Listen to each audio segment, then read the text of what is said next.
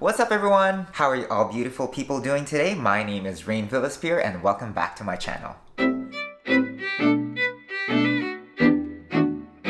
So for today, we are going to talk about the process of buying a home. We all know how hot the market is as there is low inventory of homes at this moment. So let's get down to business. The first step is meeting with a real estate professional like myself. In that buyer consultation meeting, I would be asking a series of questions to get to know you a little bit better.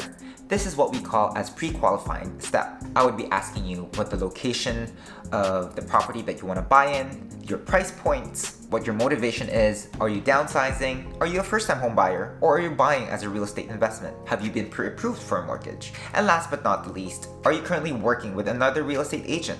Have you signed a buyer's representation agreement with him or her? After asking you a series of questions, then I would be explaining to you what the buyer process is and how we're going to work together as a buyer-client. Finally, I would also be explaining some of the closing costs that you should be aware of and you should account for, as these costs needs to be paid upfront. Typically, I would advise my clients to allot around 2 to 3% of closing costs when you're buying a resale home. And if it's a new development, it can range from at least 4 to 6%. As for first-time home buyers, there are several different programs that are available at your disposal, such as the Home Buyer's Plan, wherein you can use up to $35,000 from your RRSP as down payment, which can then be repaid after 2 years within 15 years. Another program that is available is your land transfer rebate.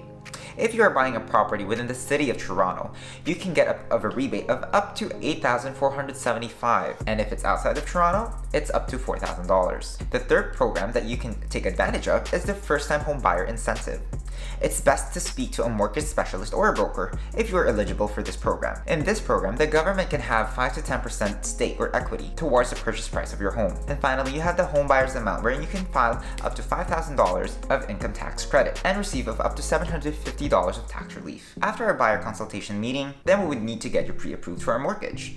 I highly suggest to all my clients to find a mortgage broker who can shop around and get you a mortgage amount that has the best rate, the highest purchasing price, and the least risk. They will look at your income, your debt ratio, and credit score in determining how much money they can lend you. Now, my advice to you guys is to hold off any large purchases such as a car, as this would have an impact of how much money you can borrow. After you get pre-approved and know what budget we're working with, then the house hunt starts. I typically bring my clients to 3 to 4 properties in a day, as anything more than 4 properties would be counterproductive. Once we find the property of interest, then we make an offer. Now in this offer, we would typically include conditions that need to be fulfilled or met before the contract or the agreement of purchase and sale becomes binding. These conditions are included to protect the buyer, and it can break or make the deal. Typical conditions include the financing clause that makes the purchase of the property contingent on securing financing. Another common condition is the home inspection clause that makes the offer conditional upon the review of the home inspection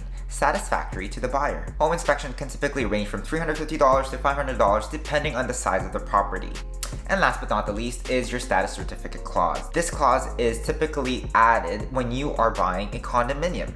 A status certificate basically is a document that outlines and explains maintenance fees, major issues in the building, and major lawsuits if there are any. Now, depending on the conditions that were included in the APS or the agreement of purchase and sale, the property can be sold conditionally and contingent to the fulfillment of the conditions. And the final step is the closing day. This is where you get your keys and the property is then handed over to you as a new owner. So there you have it, folks. I hope this was educational for all of you guys, and if you have any questions, feel free to reach out and I'll be more than happy to explain some of these sections in detail. All right, have a happy Monday. Thank you guys and enjoy the rest of the day.